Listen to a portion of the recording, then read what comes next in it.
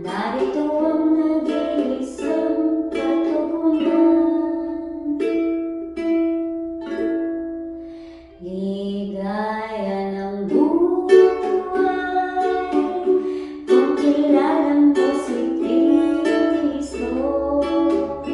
Ligaya ng buhay kung siya'y manunubos mo. Babaguhin ang iyong buhay kasi ay kakamtan. Ang maging kay Kristo ay tunay na ligaya ng buhay.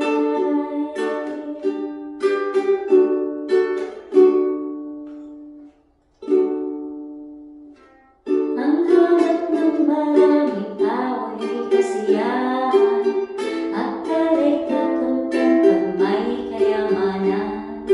Niligayahin kaaliwan, alok nitong mandarayang sanlibutan.